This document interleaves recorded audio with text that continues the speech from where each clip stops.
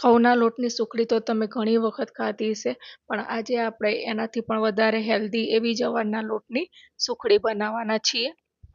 તો જવારની સુખડી બનાવવા માટે આપણે અહીંયા 1 કપ ભરીને જવારનો લોટ લેવાનો છે. એટલે જુવારના લોટને આ રીતે આપણે કપને થોડું પ્રેસ કરીને થપથપાવીને ભરીને લેવાનો છે.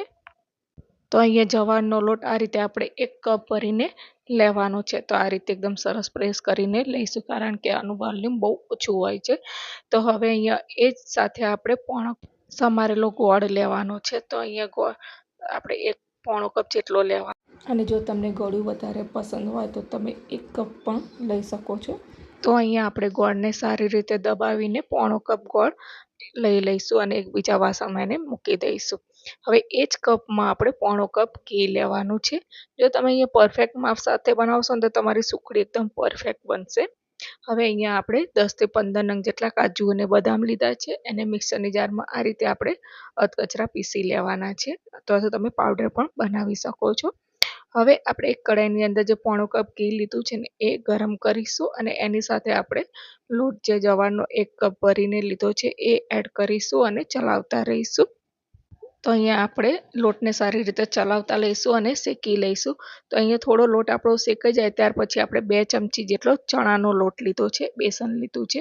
તમે ઘઉંનો લોટ પણ લઈ શકો છો. તો આ બંને લોટને આપણે સારી રીતે શેકી લેવાનો છે. તો તમે જોઈ શકો છો કે આપણો લોટ પણ સરસ ફૂલી ગયો છે અને કલર પણ સરસ ચેન્જ થઈ ગયો છે. તો હવે અહીંયા આપણે જે ડ્રાયફ્રૂટનો પાવડર કરીને રાખીએ તો એ એડ કરીશું અને બધું સારી રીતે મિક્સ કરી લેવાનું છે. તો આ રીતે જો તમે એકદમ સરસ આપણી લોટ પણ શેકાઈ ગયો છે. તો હવે અહીંયા આપણે ગેસની ફ્લેમ બંધ કરી લઈશું, અને હવે ગેસ બંધ કર્યા પછી જ આપણે એની અંદર ગોળ એડ કરીશું. તો આપણે જે મેજરમેન્ટ કરીને રાખ્યો હતો ને ગોળ એ એડ કરી દઈશું, અને અહીંયા આપણો લોટ ગરમ હોય ને એટલે ગોળ તરત જ ઓગળી જશે. તો તમે ટેક્સચર જોઈ શકો છો કે એકદમ સરસ ગોળ ઓગળી ગયો છે. તો હવે આને આપણે ગ્રીસ કરેલી થાળીમાં નીકાળી લઈશું. તો આ રીતે બધું જ આપણે નીકાળી લેવાનું છે, અને આ રીતે સારી રીતે પ્રેસ કરીને આપણે સુખડીને ફેલાવી લેવાની છે. તો ફ્રેન્ડ્સ, તમે એકવાર આ રીતે જરૂરથી ટ્રાય કરજો. આ એકદમ હેલ્ધી અને પૌષ્ટિક છે. તો હવે આ રીતે આપણે બધી જ બાજુ સરખી રીતે સુખડીને પાથરી લીધી છે, અને સુખડી ગરમ હોય ને ત્યારે જ આપણે કટ કરી લેવાની છે. એટલે આ રીતે કાપા કરીને મૂકી દેશો ને તો તમારે નીકાળવામાં ઇઝી રહેશે. હવે એની ઉપર આપણે ડ્રાયફ્રૂટ ગાર્નિશ કરીશું. તો અહીંયા કાજુ અને બદામને મેં કતરણ તૈયાર કરી છે એ એની ઉપર સ્પ્રેડ કરીશું, અને આ રીતે સ્પેચ્યુલાની મદદથી પ્રેસ કરી લઈશું તો એકદમ સરસ સુખડીની અંદર જામી જશે.